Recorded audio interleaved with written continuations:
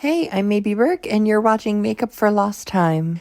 This is my series for trans women and other people who feel like they missed a few classes when it came to learning about makeup. And today you're getting a voiceover laid over this video of me doing my makeup in my childhood bedroom.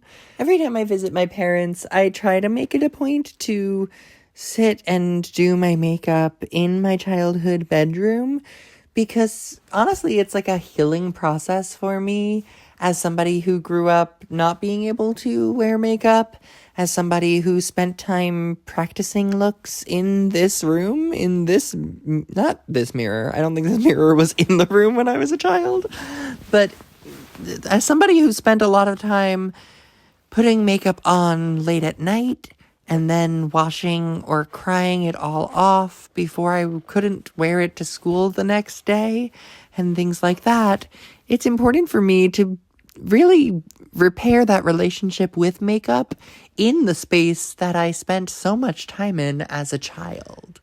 I've realized as an adult that the process of doing my makeup is sometimes like the closest I get to meditation, to like taking time for myself to just decompress and kind of not think about anything or let my mind wander and think about whatever I need to be thinking about or should be thinking about in the moment. And so sometimes when I'm filming, I don't want to be thinking about making content. I don't want to be talking directly. And so I just set up my camera to record while I do.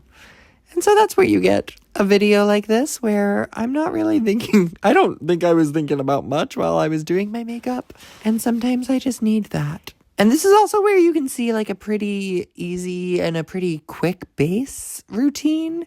I think this full video without being sped up was only 11 minutes without any cuts or anything. This whole makeup routine took me 11 minutes, which is not a long time, actually, given that, like, some looks can take me, like, 2 hours or plus, you know? But the reality is to get, like, a decent everyday kind of look, all you need is 10 to 15 minutes, 11 minutes in this video. I've talked a lot about the ways that my relationship to makeup is different than a lot of people's perceptions and a lot of people's relationships to makeup are. A lot of people think of makeup as something that you use to hide features, to hide your face, and to hide from realities. But I use makeup because I love my face, because I love my features and myself. And I just want to celebrate and explore and use some creativity to see myself in some different ways.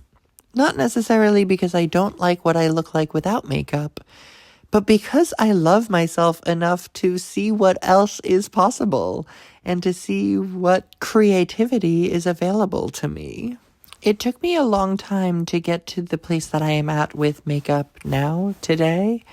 It also took me a long time to understand how to do my makeup in a way that was like flattering to my face and not just following trends or like ideas that I thought my makeup had to be. But I love just doing like a simple, natural makeup that doesn't pull a lot of focus from my features, but pulls focus to the right features and makes me feel intentional and composed in my aesthetic. I'm a person who I can remember as early as high school, me really trying to figure out like what my personal style looked like, what my aesthetic was. And trust me, I mean, gender was a huge part of that conversation, but I went through some ideas of what that would look like. I went through some phases. But I really feel like I've settled at an aesthetic that Baby Maybe would be obsessed with and that I can genuinely be proud of and excited about. I'm really proud of how far I've come with my relationship to beauty and aesthetics in general. And yeah, fuck it. I'm really proud of how far I've come in my transition and where I'm at in terms of my journey of gender. I'm really proud of me. And I like to use these moments in my childhood bedroom to remind myself of how far I've come. I remember those nights sitting on this floor. I remember looking at the makeup and not understanding why it didn't feel right. I remember wanting to look like I do today. And now I get to remember how good it feels.